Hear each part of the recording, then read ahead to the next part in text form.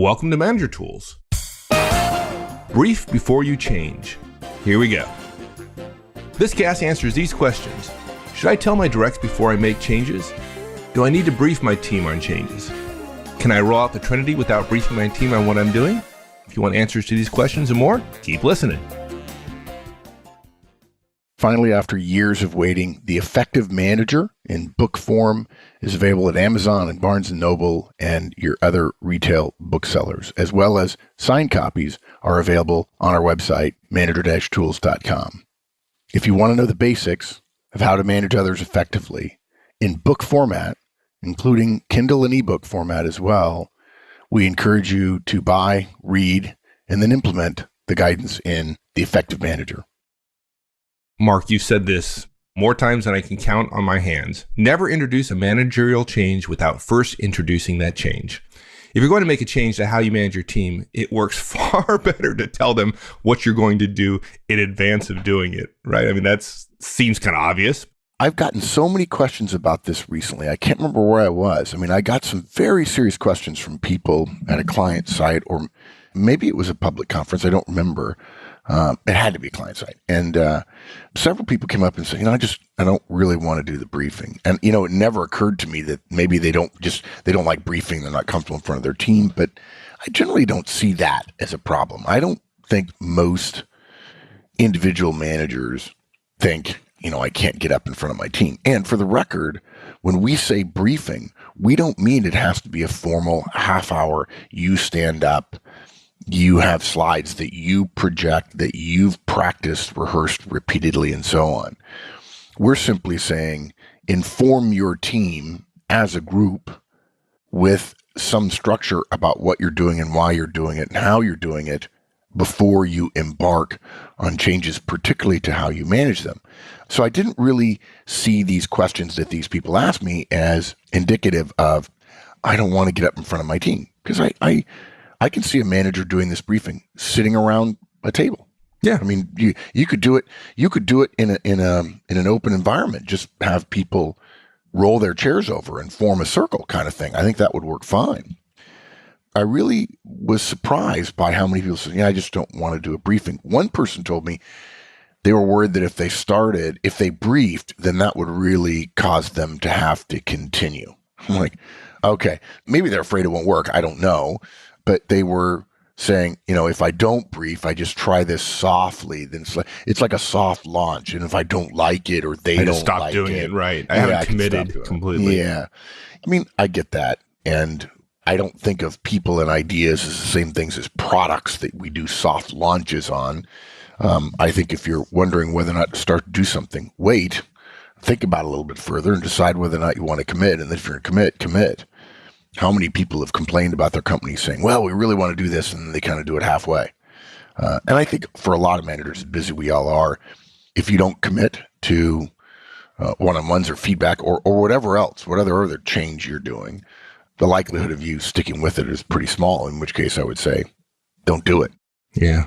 I don't think that's the reason why people don't want to do it. In my head, it's pretty clear, right? Which is, they don't want to have to make the argument as to why this is going to be a good thing. They're afraid of pushback and justifying this change in process, right? Nobody likes change. And if they don't feel comfortable with making that argument, then they don't want to brief it. Conflict, my friend. Yeah. Some people, I know not you. I know not you, but some people are uncomfortable with conflict. Yeah. I get that. That makes sense to me. And the other reason for this cast is it's been 11 years as of right around now, and we have never clearly said had a separate cast about briefing changes that you introduce. We do have another cast introducing managerial change, which is really more about big picture systemic changes where you have to make an appeal. You have to motivate a much larger audience based on some great science about change in large organizations. But when it comes to an individual manager, we've actually never said in its own podcast, here's why to brief and how to brief. Yeah. So I was surprised. And think of it this way. I mean, here's the case I always make with people. Suppose your boss one day started changing the way he interacted with you. Maybe he wanted more weekly meetings, or he started expecting more frequent reports from you, or maybe she instituted regular mini performance reviews. Would you like it?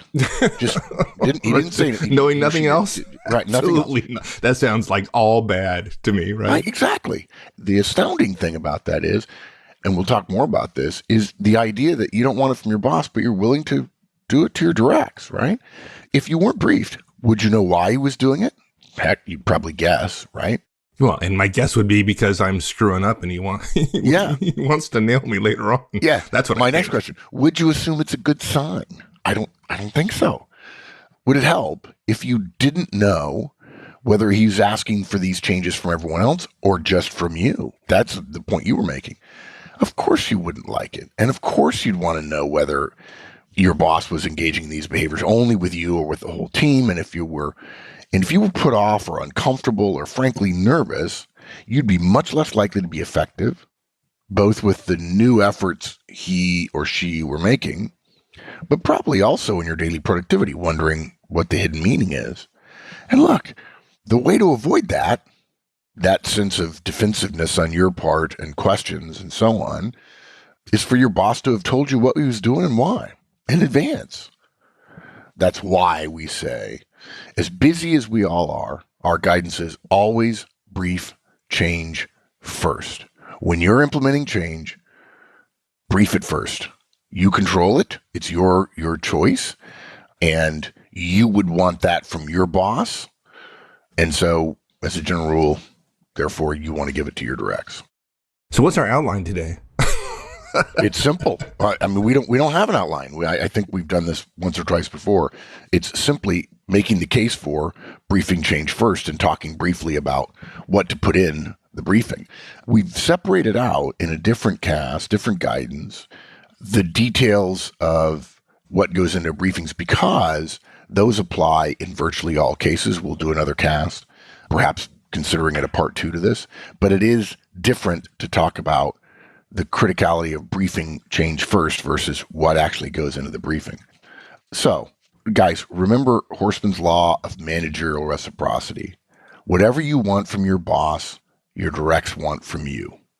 The reason that's a law is because too many managers say, well, yeah, I would have liked to have gotten that from my boss, but my directs don't need it from me. Or, yeah, I could see where that's a problem between me and my boss, but that's not a problem for me and my directs. It's almost like a little comedy routine that people do. Well, I'm not my boss. To my directs, me and my directs, we're different. We finish those sentences. We're a team. Whereas I don't feel like I'm a part of my boss's team. What's your relationship with your boss? Not that great. We're not, he doesn't really know me all that well. And how's your relationship with your directs? Oh, we're tight. We're tight. We're just one happy team. And then we ask that guy's directs, and his directs say, well, not that good. Really, not that good with our boss. But our directs, we're tight. It happens everywhere. If you want clarity from your boss, that's a sign that most directs, including yours, want clarity from you. If you want advance notice, and who doesn't? Your directs probably want that from you. If you want frequent communication, if you want honesty, if you want kindness, if you want career help or guidance, if you want political transparency, your directs probably want that from you. The stuff that bugs you about your boss are things that are likely to bug your directs about you. It's that simple. And look, guys, we're not saying it's that you're as bad as your boss. You're not. If you listen to Manager Tools and she doesn't, that's a good sign. But your role power over your directs distorts the relationship with them. It does. A lot of people don't get that. A lot of people don't understand the factor of your role power and what that means relative to the relationship, regardless of how you are as an individual. Yeah. A lot of people don't get it, and a lot of people understand it at various times and forget it. I forget it. I mean, and that's all I do is think about management, and I forget it with my directs. In fact, I was having a conversation with somebody the other day. A friend of mine. We were talking about his business, and he was explaining that there was an area that he was worried about, and he wasn't getting the response he wanted from this particular area, the people in the area. And I said, "Did they know you feel this way?" No, I know what I said was, "Have you told them your concerns?" He says, "Oh, they know." I said, "I didn't ask you whether they knew. I asked whether or not you've told them. He says, well, no, but they really ought to know. I said, dude, they don't know. If they're not doing what you want, what seems reasonable, and you see something, but you haven't told them what you see, it goes back to Horstman's law of organizational communications. Tell your people something 7 times, and half of them will tell you they heard it once. And you just have no sense in too many cases of how being the boss affects things. And your perspective on things is different than your directs. So the things that are easy for you to see may not be easy for your directs to see. And your greater experience causes you to see A, B, and C and immediately know that the cause is Delta or Charlie or whiskey, let's say. I guess that's a bad cause, whiskey. It may be the right, issue, but that's a different problem. Whiskey, as long as it's good whiskey. So maybe the cause is Zulu, and you know. And Mike and I have been managers a long time, so we're sitting in a meeting, and somebody says, well, there's A and B and C. And we could look at each other and go, well, that problem's caused by Z. We know that. That happens 95% of the time. Well, one of your directs with a lot less experience than you doesn't know that, hasn't had the experience, doesn't know that over and over and over again, when you get A, B, and C issues, problems, evidence, concerns, it's generally driven by Z. I'll never forget reading an article in the Wall Street Journal about 20 years ago about how record companies, this is before the long, slow demise of record companies, were trying to invigorate their management and relationship with talent, the bands and singers and so on that they promoted and produced and so on. So what they were doing was sending these people who managed the talent, I think they call them AR people, but off the top of my head, I'm forgetting what AR is. Anyway, and this guy who was a producer for the record company was down in a meeting when they were talking about, okay, how are we going to put this album together with the band? And the band said, we really want to lead with this song. We like this song the best. And the record company guy says, no, you can't do that. Hey, he wasn't saying, I won't let you. He was saying, dudes, you don't know? I mean, these are young kids that are just hitting it big. It's their first record. He says, you guys don't know. You have to put out a dance song first.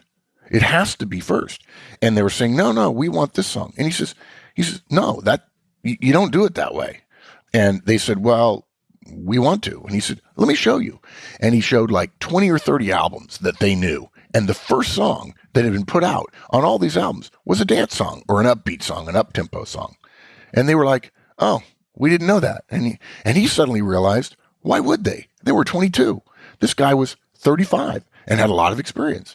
He knew that one of the rules was you put out this song first. Now, I didn't know it when I read it, but that's the kind of stuff, if you're a manager, and folks, please, if you're a music person, please don't write me and tell me that I think the AR person was the manager of the band. I get that. That's not the case I'm making. I'm talking about wisdom and experience and having insights that perhaps people with less experience don't have.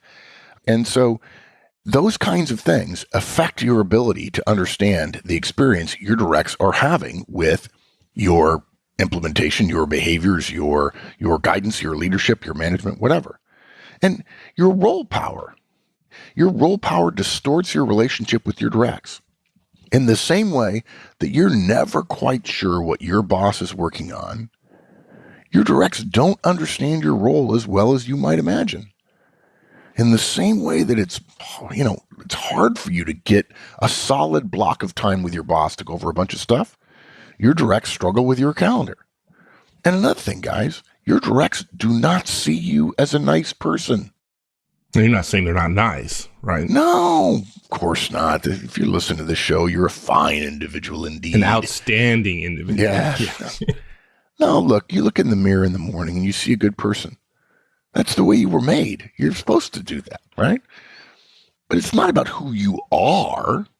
It's about how your directs see you. They see you as their boss. In the same way that you see your boss as your boss, and that's the first thing you see about him or her, and then you say, and he or she's a nice person. So your directs don't see you as a nice person. They see you as as their boss. That's the primary filter that all communications come to them from you. That's right. And then when you roll out something new, they don't see you as a nice person. They see you as the boss, and they don't see your intent. And so they make all sorts of things about your intent unless you brief them and tell them, right? Yeah. I mean, your intent's obvious to you, but it isn't to them. If you change what you're doing, it's almost natural for your direct's self-preservation mechanisms, because of your role power over them, to cause them to see first all the possible negative rationales for your activity. More meetings? He doesn't trust me. More reports? He thinks I'm behind, and maybe he thinks I'm hiding how far behind I am. Regular mini performance reviews? He wants to have lots of ammunition for the end of the year. Now, you say to yourself, holy Toledo, I've earned the right to tell my team. You can't be thinking that about me. Folks, we don't care.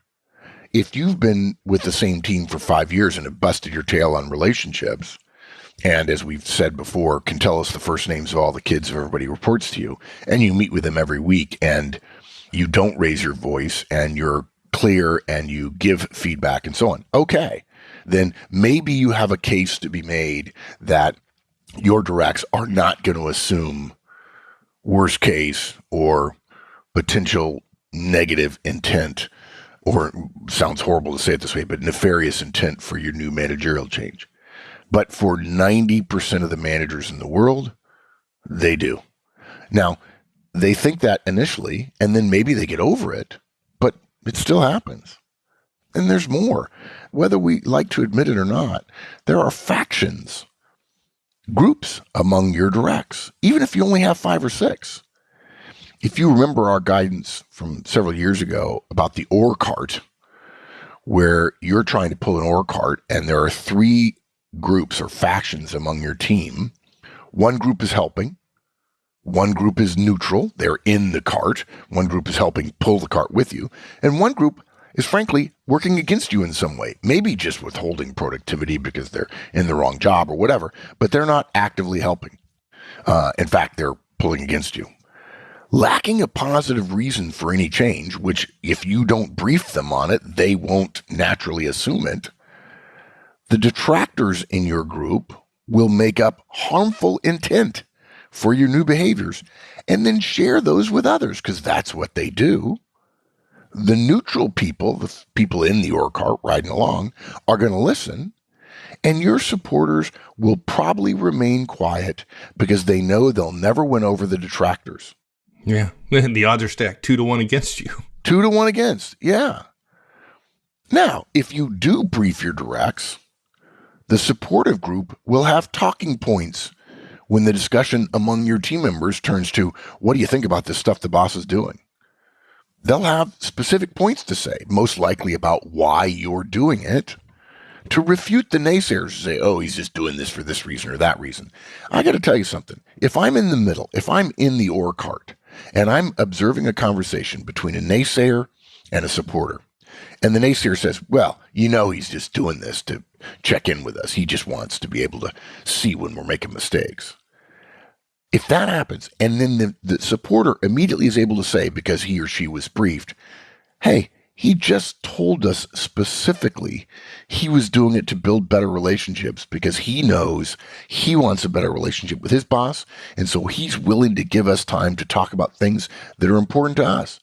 He literally just said he wasn't doing it for that reason. Are you calling the boss a liar? No, if you're the guy in the middle, you're going, okay, I can see why I can support the boss on this one. And it also makes the naysayer look small and petty and negative, which over time will work against them. Yeah, I think this point you're making is huge. And when I was reading the show notes, it really stuck out for me. And kind of going back to what we were talking about earlier, that you're not a whole lot different than your boss, and what your directs need from you is the things that you want from your boss. And earlier I said, I think one of the reasons why managers push back at briefing this stuff is they don't feel like they're in a good position to make a defense of the changes they're asking for. And you want to give ammunition to your folks to defend you, right? So when the uncomfortable moment comes up, and there's, the people in the ore cart, and there's people that are working against you, and they're making an argument for why this is a bad thing, you want to give your directs information talking points such that they can defend you. So they feel strongly, they feel comfortable in voicing why this thing is a good thing. And if they don't feel that way, they don't feel like they have the arguments to make, they're just going to shut up because they know they're going to lose the battle. There's a really good book I read. Actually, I've read it several times. And it said something along the lines of always being prepared to make it a defense to anyone who asks you for a reason for the hope that is in you. Oh, that's good. And always be prepared to make a defense to anyone who asks you for a reason for the hope that is in you. Yeah. And I've taken that to heart in many ways. And we don't get into politics here, but I'll say, it's safe to say I'm a capitalist, right?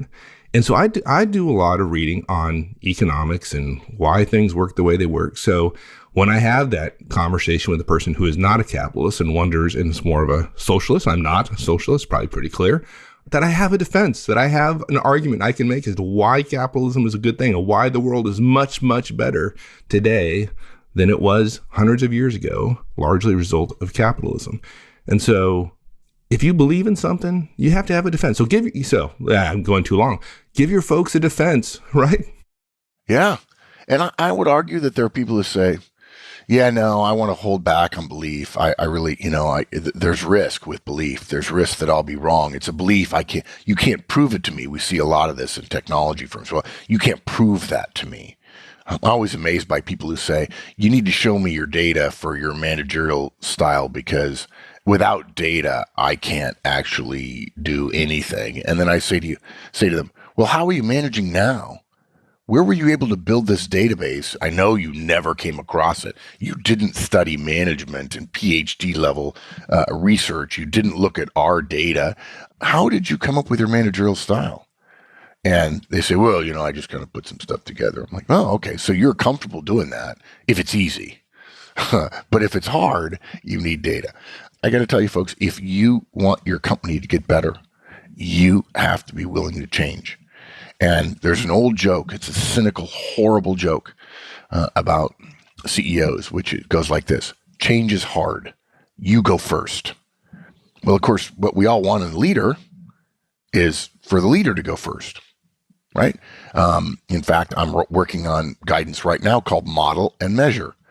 If you're a manager and you expect your people to engage in certain behaviors that are similar to yours, maybe different because of the level, but fundamentally in the same way, there are two things you've got to do once you introduce and train it. You've got to model it. In other words, you have to do what you expect them to do. The leader sets the example, and you've got to measure it.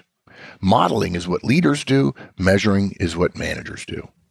Okay, enough. We could talk about this for hours, right? I do want to say one final why concept for the important how of briefing. Guys, don't you just love it when your company changes systems or processes and assumes everybody understands everything about how it affects them and doesn't brief you on the changes and then gets angry when you ask questions? Come on. Do the right thing by your directs, even if it's only the opposite of the things you hate being done to you. So what that means is, as we've said several times, brief your directs when you change something.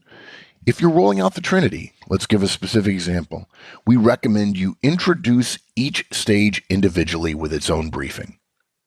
If you're introducing something new, and the Trinity would end up, one-on-ones, feedback, coaching, and delegation, would take a year, too many topics, and a year's worth of change is a lot of topics, especially topics that won't happen right away, clouds the learning process. So generally, one idea at a time. So in the case of the Trinity, you introduce one-on-ones first by themselves. If you're a licensee, you can use the slides that we've created to help you build a presentation that explains the what and the why and the how and the when and so on. You don't need to create new slides from scratch. Folks, don't confuse slide creation with presentation preparation. They're two different things. The general rule I see in terms of presentations that people create, Mike, is the old 90-10 rule, 90% on slides and 10% on rehearsal, when in fact it should be 10% and 90%. Other way around, yeah. Yeah, exactly. Yeah. Then, after you've briefed on one-on-ones, 12 weeks later, at the earliest, brief on your plan for starting to communicate about performance using the feedback model. 16 weeks after that, brief on the coaching model. Use our slides again to save yourself each time. Now, look, you can modify them if you're burning to do so, but don't create them from scratch. maybe you already started doing one-on-ones or feedback or any of the Trinity, but you didn't start with a briefing. That's fine. Take time now to go back over the basics and use a short briefing to fine-tune what you've been doing. In other words, to say, hey, I did this and I realize now I got a little bit off track. I want to get back on track. Think about all the systems and processes in your company that are constantly being adjusted, because as time changes, systems change and processes change, or the output that you want or the inputs that you get associated with that system or process change. And if the system or process doesn't change, pretty soon it breaks and people don't use it anymore, and then it's wasteful, especially if you're maintaining it and it's wasteful. And don't assume that if you introduced a change some time back and you didn't brief it, that everybody, all your directs have figured out your intent. I mean, they figured it out already, right? It's generally not true. What they may not be talking about as much, but they've made some conclusion about why you're doing it, and it's been locked into their brain. Yeah. They're just not talking about it. So go back. And don't be afraid to say, I probably should have done this before. I probably should have taken 15 minutes and walked you through what I was doing and why I was doing it. And I regret it, and I'll try to do it better in the future. And it's funny, managers say, well, I don't know that I'd want to do that in front of my people. Oh, you get so much cred. Okay, fine. Why? Well, it shows that I did something wrong. I made a mistake. As if they don't know that. Yeah. So now what you're saying is you're not willing to model the behavior that when you make a mistake, you're going to be open about it, that you expect from your directs as a given. If your directs make a mistake, you expect them to be open about it. Hey, it's okay. You made a mistake. It's okay. Just let me know. And if you need my help fixing it, we'll fix it. Let's not focus on the mistake. The old saying in Washington, the cover-up's always worse than the crime. And so you're literally saying, I don't like it when my directs don't tell me when they made a mistake, while you're modeling the very behavior they've learned from you. The apple doesn't fall very far from the tree. So if you've done it, one of the tendencies we notice is that managers who don't brief, you're going to get a lot more pushback. You're going to get a lot more questions that you have to answer individually if you didn't do the briefing. It ultimately takes more time without a briefing, particularly when you get a bunch of the same questions from each of the people on your team because they don't know it. And now you have to answer that question 4 or 5 times, as opposed to in a briefing, you only have to answer it once and everybody gets the exact same answer. And everybody knows that everybody else got the exact same answer. And so then they can repeat that answer to everybody else in the days and weeks that follow. I mean, for instance, suppose you've only been doing one-on-ones when you're not traveling. Maybe 1 week a month as a manager, you have to go to another office. Do a briefing. Say, I've been doing one-on-ones for a while. I'm going to reinvigorate them. Use your briefing to say, hey, they're working. I like them. And yet, you find yourself too far behind when you come back into the office from a road trip because you don't do one-on-ones that week because of time zone changes. And so now you're going to start doing them even when you're on the road telephonically. That's a change you're introducing to how you do one-on-ones. It doesn't really matter that according to the right way to do one-on-ones, you were doing them wrong. You've just discovered there's a way to do them better. We're not going to beat ourselves up for the effort we made in doing one-on-ones for weeks and weeks and weeks. We're going to say, hey, listen, I learned a better way, and I'm going to incorporate that. Wouldn't you want your directs, if they're doing something a certain way and they realize they didn't understand something or there was a weakness or they found out something that will make it better, wouldn't you want them to implement it and let you know about it? Of course you would. And if you're the boss, what you would do is brief them before you start changing because of your role power, because of the defensiveness of directs when they don't know why their boss is doing something. So you brief on the entirety of one-on-ones. And then, of course, in order to only make the one change of I'm going to do them while I'm on the road, and here are some specifics about how to do telephonic one-on-ones that you may not know because we've never done them before. But then your directs get the benefit of hearing the why and the how, and understanding a lot of the underpinnings before. And maybe you'll share with them why you decided to start doing it. And hopefully it's good reasons. Maybe you've been doing feedback, but you've just not been doing it enough. You did it a few times and you fell off. Then you were reminded of it. You had some time, and so you did it some more. And you never briefed on feedback, which I suspect if you don't brief on feedback and suddenly you go up to your directs and say, hey, can I give you some feedback? You'll literally have their head explode. Yeah, not a good idea. But regardless, use a briefing on feedback, on the basics, to help them understand the why so that they will be better with the how. Overall, guys, I think we've beat this dead horse about 7 different ways. If you're going to change something about how you manage or lead, it's better to brief your team before you do it. They'll be less defensive. They'll know why you're doing it. And someone who has a why can bear almost any how, but without a why, all the how in the world won't quiet the questions. Awesome, dude. About time we did this one. Yeah, 11 years late. All right, my friend. Thanks, partner. We'll see you. Thanks, everyone. We'll see you next week. In the meantime, have a great one. So long. If you enjoyed this podcast and you want the how-tos of management wherever you are, check out the free Manager Tools mobile app. It's available on both iOS and Android devices. Go to the Apple Store or the Google Play Store and download the Manager Tools app. Just search for Manager Tools in the respective store, or go to the Manager Tools website, www.manager-tools.com, and you'll find the links on the bottom of the homepage. Once you've installed the Manager Tools app, you'll have access to all the Manager Tools and Career Tools shows anytime, anywhere you want. With easy searching of podcasts by category, using the map of the universe, or using built-in search functions, it couldn't be easier. Additionally, if you're Manager Tools personal licensee, you'll have easy access to all the show notes right from the app whenever you want. Go to the App Store and download the Manager Tools mobile app. You'll be happy you did.